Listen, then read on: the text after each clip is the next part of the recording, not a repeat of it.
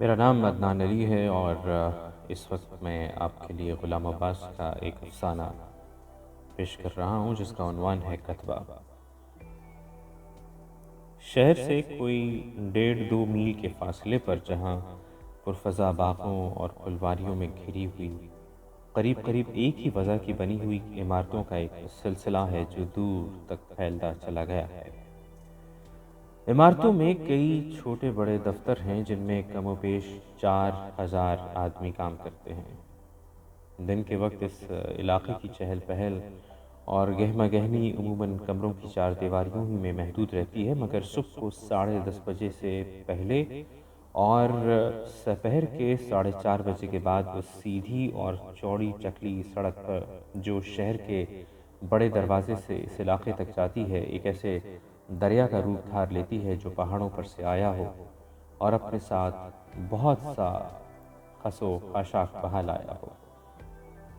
گرمی کا زمانہ، سپہر کا وقت، سڑکوں پر درختوں کے سائے لمبے ہونے شروع ہو گئے تھے، مگر ابھی تک زمین کی تپش کا یہ حال تھا کہ جوتوں کے اندر تلوے جھلسے جاتے تھے۔ ابھی ایک چھڑکاؤ گاڑی گزری تھی۔ سڑک پر جہاں جہاں پانی پڑا تھا بخارات اٹھ رہے تھے۔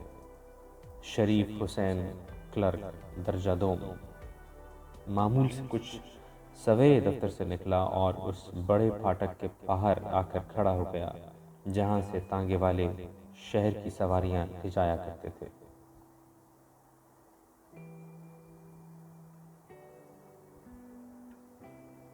ایک تانگے کی سواریوں میں ایک کی کمی دیکھ کر شریف حسین لپک کر اس میں سوار ہو گیا۔ تانگا چلا اور تھوڑی دیر میں شہر کے دروازے کے قریب پہنچ کر شریف حسین نے ایک کنی نکال کر کوچوان کو دی اور گھر کی بجائے شہر کی جامع مسجد کی طرف چل پڑا، جس کی سیڑھیوں کے گرد گرد ہر روز شام کو کہنہ فروشوں اور سستا مال بیچنے والوں کی دکانیں سجا کرتی تھیں اور میلہ سا لگا کرتا تھا۔ دنیا بھر کی چیزیں اور ہر وجہ اور ہر قماش کے لوگ یہاں ملتے تھے۔ اگر مقصد خرید و فروخت نہ ہو تو بھی یہاں اور لوگوں کو چیزیں خریدتے مول تول کرتے دیکھنا بجائے خود ایک پرلطف تماشا تھا۔ شریف حسین لیکچر باز حکیموں، سنیاسوں، تعویذ کنڈے بیچنے والے سیانوں اور کھڑے کھڑے تصویر اتار دینے والے فوٹوگرافروں کے جھمگٹوں کے پاس ایک 2-2 منٹ رکتا، سیر دیکھتا، اس طرف جا نکلا جہاں کباڑیوں کی دکانیں تھیں۔ یہاں اسے مختلف قسم کی بے شمار چیزیں نظر آئیں۔ ان میں سے بعض ایسی تھیں جو اپنی اصلی حالت میں بلا شبہ صنعت کا اعلیٰ نمونہ ہوں گی، مگر ان کباڑیوں کے ہاتھ پڑتے پڑتے یا تو ان کی صورت اس قدر مسخ ہو گئی تھی کہ پہچانی ہی نہیں جاتی تھی، یا ان کا کوئی حصہ ٹوٹ پھوٹ گیا جس سے وہ بیکار ہو گئی تھیں۔ چینی کے ظروف، گلدان، ٹیبل لیمپ، گھڑیاں، جلی ہوئی بیٹریاں، چوکھٹے، گراموفون کے کل پرزے، جراحی کے آلات، ستار، بھس بھرا ہرن، پیتل کے لمدھیں، بت کا نیم قد مجسمہ۔ ایک دکان پر اس کی نظر سنگ مرمر کے ایک ٹکڑے پر پڑی جو معلوم ہوتا تھا کہ مغل بادشاہوں کے کسی مقبرے یا بارادری سے وہ کھاڑا گیا ہے۔ اس کا طول کوئی 1.25 فٹ تھا اور عرض 1 فٹ۔ شریف حسین نے اس ٹکڑے کو اٹھا کر دیکھا۔ یہ ٹکڑا ایسی نفاست سے تراشا گیا تھا کہ اس نے محض یہ دیکھنے کے لیے بھلا کباڑی اس کے کیا دام بتائے گا، قیمت دریافت کی۔ 3 روپے۔ کباڑی نے اس کے دام کچھ زیادہ نہیں بتائے تھے، مگر آخر اسے اس کی ضرورت ہی کیا تھی۔ اس نے ٹکڑا رکھ دیا اور چلنے لگا۔ کیوں حضرت، چل دیے؟ آپ بتائیے کیا دیجیے گا؟ وہ رک گیا۔ اسے یہ ظاہر کرتے ہوئے شرم سی آئی کہ اس سے اس چیز کی ضرورت نہ تھی اور اس نے محض اپنے شوق تحقیق کو پورا کرنے کے لیے قیمت پوچھی تھی۔ اس نے سوچا دام اس قدر کم بتاؤ کہ جو کباڑی کو منظور نہ ہو، کم از کم وہ اپنے دل میں یہ تو نہ کہے کہ یہ کوئی کنگلا ہے جو دکانداروں کا وقت ضائع اور اپنی حرص پوری کرنے آیا ہے۔ ہم تو 1 روپیہ دیں گے۔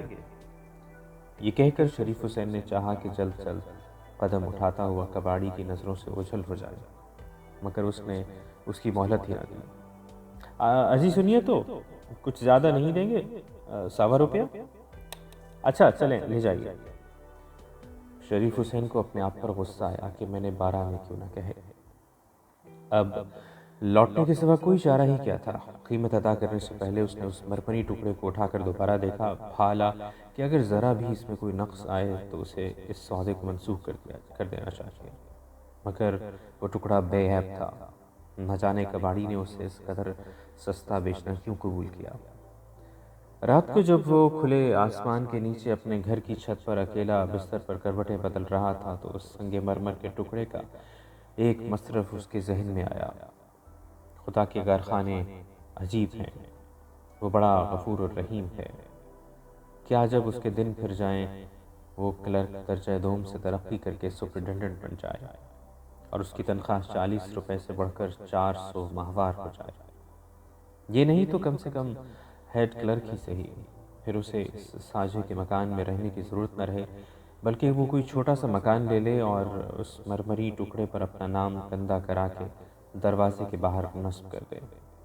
مستقبل کی یہ خیالی تصویر اس کے ذہن پر کچھ اس طرح چھا گئی کہ یا تو وہ اس مرمری ٹکڑے کو بالکل بے مصرف سمجھتا تھا، یا اسے ایسا محسوس ہونے لگا کہ گویا وہ ایک عرصے سے اس قسم کے ٹکڑے کی تلاش میں تھا، اور اگر اسے نہ خریدتا تو بڑی بھول ہو جاتی۔ شروع میں جب وہ ملازم ہوا تھا تو اس کا کام کرنے کا جوش اور ترقی کا ولولہ انتہا کو پہنچا ہوا تھا، مگر 2 سال کی صحیح لا حاصل کے بعد رفتہ رفتہ اس کا یہ جوش ٹھنڈا پڑ گیا اور مزاج میں سکون آ چلا تھا۔ مگر سنگ مرمر کے ٹکڑے نے پھر اس کے خیالوں میں ہلچل ڈال دی۔ مستقبل کے متعلق طرح طرح کے خوش آئند خیالات ہر روز اس کے دماغ میں چکر لگانے لگ جاتے۔ سوتے جاگتے، دفتر جاتے، دفتر سے آتے، کوٹھیوں کے باہر لوگوں کے ناموں کے بورڈ دیکھ کر، یہاں تک کہ جب مہینہ ختم ہوا اور اسے تنخواہ ملی تو اس نے سب سے پہلا کام یہ کیا کہ سنگ مرمر کے ٹکڑے کو شہر کے ایک مشہور سنگ تراش کے پاس لے گیا، جس نے بہت زبردستی سے اس پر اس کا نام کندہ کر کے کونوں میں چھوٹی چھوٹی خوشنما بیلیں بنا دی۔ اس سنگ مرمر کے ٹکڑے پر اپنا نام کھدا ہوا دیکھ کر اسے ایک عجیب سی خوشی میں زندگی میں شاید یہ پہلا موقع تھا کہ اس نے اپنا نام اس قدر جلی حروف میں لکھا ہوا دیکھا تھا۔ سنگ تراش کی دکان سے روانہ ہوا تو بازار میں کئی مرتبہ اس کا جی چاہا کہ کتبے پر سے اس اخبار کو اتار ڈالے جس میں سنگ تراش نے اسے لپیٹ دیا تھا اور اس پر ایک نظر اور ڈال لے، مگر ہر بار ایک نامعلوم حجاب جیسے اس کا ہاتھ پکڑ لیتا۔ شاید وہ راہ چلتوں کی نگاہوں سے ڈرتا کہ کہیں وہ اس کتبے کو دیکھ کر اس کے ان خیالات کو نہ بھانپ جائیں جو پچھلے کئی دنوں سے اس کے دماغ پر مسلط تھے۔ گھر کی پہلی سیڑھی پر قدم رکھتے ہی اس نے اخبار اتار پھینکا اور نظریں کتبے کی دلکش تحریر پر گاڑے دھیرے دھیرے سیڑھیاں چڑھنے لگا۔ بالائی منزل میں اپنے مکان کے دروازے کے سامنے پہنچ کر رک گیا، جیب سے چابی نکالی، قفل کھولنے لگا تو پچھلے 2 برس میں آج پہلی مرتبہ اس پر یہ انکشاف ہوا کہ اس کے مکان کے باہر ایسی کوئی جگہ نہیں کہ اس پر کوئی بورڈ لگایا جا سکے۔ اگر جگہ ہوتی بھی تو اس قسم کے کتبے وہاں تھوڑے ہی لگائے جاتے ہیں، ان کے لیے تو بڑا سا مکان چاہیے جس کے پھاٹک کے باہر لگایا جائے تو آتے جاتے کی نظر بھی پڑے۔ قفل کھول کر مکان کے اندر پہنچا اور سوچنے لگا کہ فی الحال اس کتبے کو کہاں رکھوں۔ اس کے ایک حصے میں مکان میں 2 کوٹھڑیاں، ایک غسل خانہ اور ایک باورچی خانہ تھا۔ الماری صرف ایک ہی کوٹھڑی میں تھی مگر اس کے کیواڑ نہیں تھے۔ بالآخر اس نے کتبے کو اس ایک کیواڑ کی الماری میں رکھ دیا۔ ہر روز شام کو جب وہ دفتر سے تھکا ہارا واپس آتا تو سب سے پہلے اس کی نظر اس کتبے پر ہی پڑتی۔ امیدیں اسے سبز باغ دکھاتی اور دفتر کی مشقت کی تھکان کس حد تک کم ہو جاتی۔ دفتر میں جب کبھی اس کا کوئی ساتھی کسی معاملے میں اس کی رہنمائی کا جویا ہوتا تو اپنی برتری کے احساس سے اس کی آنکھیں چمک اٹھتیں۔ جب کبھی کسی ساتھی کی ترقی کی خبر سنتا، آرزوئیں اس کے سینے میں ہیجان پیدا کر دیتی۔ افسر کی ایک ایک نگاہ لطف و کرم کا نشہ اسے 8 دن رہتا۔ جب تک اس کی بیوی بچے نہیں آئے وہ اپنے خیالوں میں ہی مگن رہا، نہ دوستوں سے ملتا، نہ کھیل تماشوں میں حصہ لیتا، رات کو جلدی ہوٹل سے کھانا کھا کر گھر آ جاتا اور سونے سے پہلے گھنٹوں عجیب عجیب خیالی دنیاؤں میں رہتا۔ مگر ان کے آنے کی دیر تھی کہ نہ تو وہ فراغت رہی اور نہ ہی وہ سکون ملا۔ ایک بار پھر گھر ہستی کے فکروں نے اسے ایسا گھیر لیا کہ مستقبل کی یہ سہانی تصویریں رفتہ رفتہ دھندلی پڑ گئیں۔ کتبہ سال بھر تک اسی بے کواڑ کی الماری میں پڑا رہا۔ اس عرصے میں اس نے نہایت محنت سے کام کیا اور اپنے افسروں کو خوش رکھنے کے لیے انتہائی کوشش کی، مگر اس کی حالت میں کوئی تبدیلی نہ ہوئی۔ اب اس کے بیٹے کی عمر 4 برس کی ہو گئی تھی اور اس کا ہاتھ اس بے کواڑ کی الماری تک بخوبی پہنچ جاتا تھا۔ شریف حسین نے اس خیال سے کہ کہیں اس کا بیٹا کتبے کو گرا نہ دے، اسے وہاں سے اٹھا لیا اور اپنے صندوق میں کپڑوں کے نیچے رکھ دیا۔ ساری سردیاں یہ کتبہ اس صندوق ہی میں پڑا رہا، مگر جب گرمی کا موسم آیا تو اس کی بیوی نے اس کے صندوق سے فالتو چیزوں کو نکالنا پڑا۔ چنانچہ دوسروں چیزوں کے ساتھ بیوی نے کتبہ بھی نکال کر کاٹ کے اس پرانے بکس میں ڈال دیا، جس میں ٹوٹے ہوئے چوکھٹے، بے بال کے برش، بیکار صابن دانیاں، ٹوٹے ہوئے کھلونے اور ایسی ہی اور دوسری چیزیں پڑی رہتی تھیں۔ شریف حسین نے اپنے مستقبل کے متعلق زیادہ سوچنا شروع کر دیا تھا۔ دفتروں کے رنگ ڈھنگ دیکھ کر وہ اس نتیجے پر پہنچ گیا کہ ترقی لطیفہ غیبی سے نصیب ہوتی ہے۔ کڑی محنت جھیلنے اور جان کھپانے سے کچھ حاصل نہ ہوگا۔ اس کی تنخواہ میں ہر دوسرے برس 3 روپے کا اضافہ ہو جاتا، جس سے بچوں کی تعلیم و تربیت کا خرچ نکل آتا اور زیادہ تنگی نہ اٹھانا پڑتی۔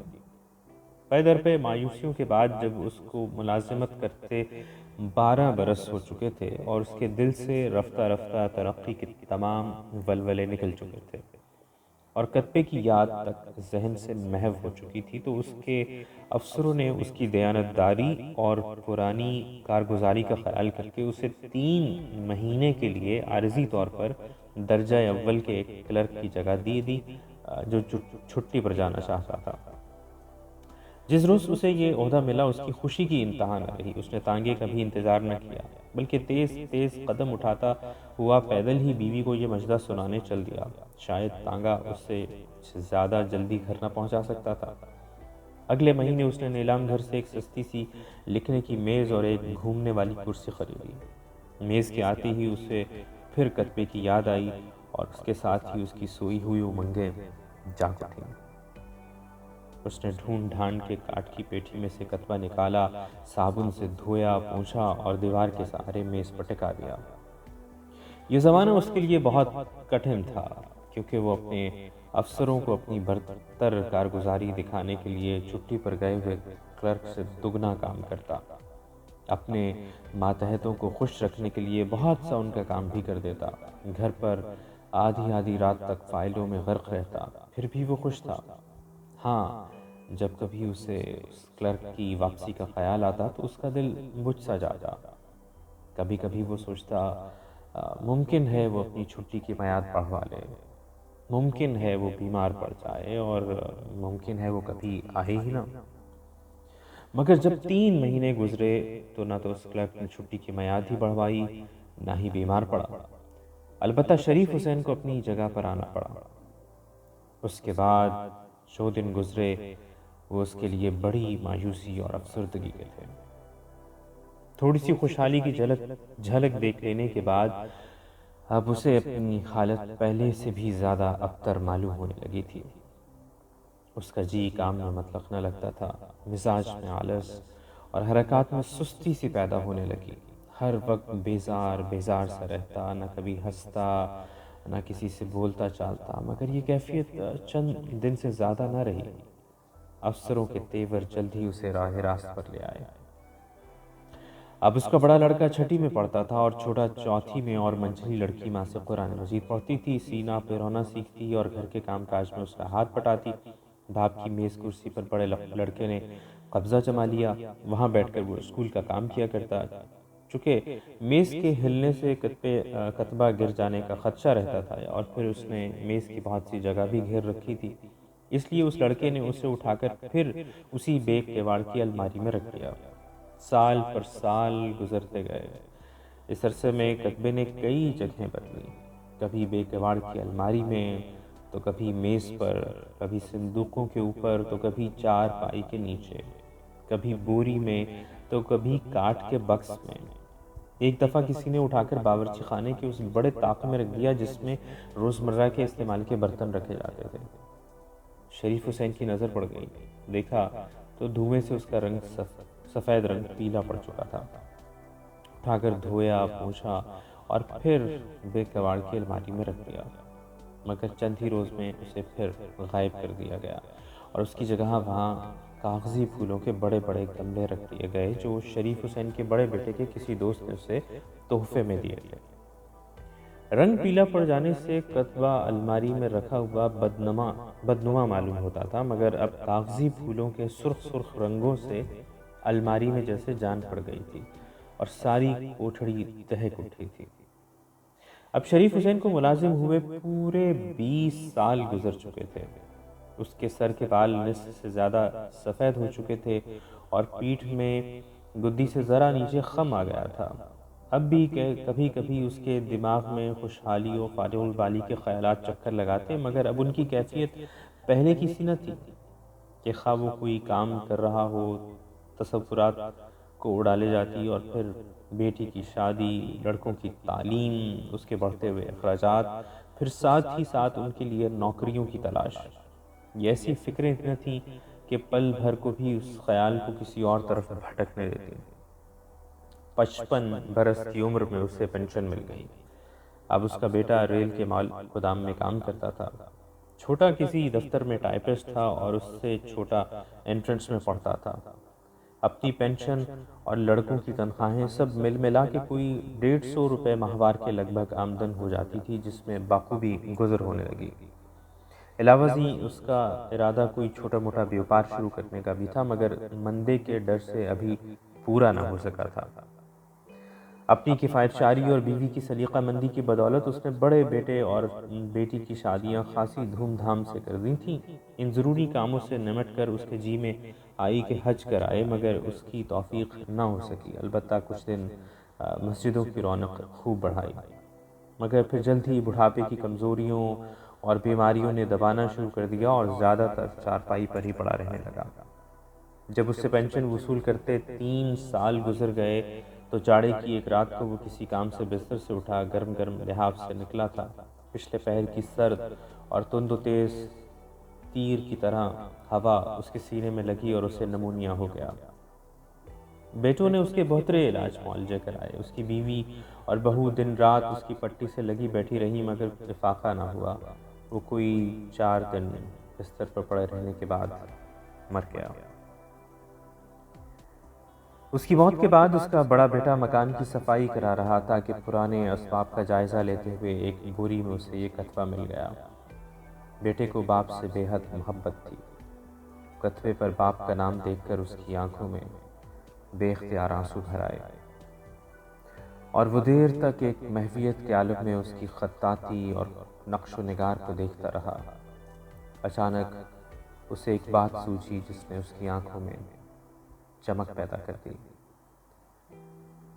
اگلے روز وہ کتبے کو ایک سنگ تراش کے پاس لے گیا اور اس سے کتبے کی عبارت میں تھوڑی سی ترمیم کرائی اور پھر اسی شام اسے اپنے باپ کی قبر پر نصب کر دیا۔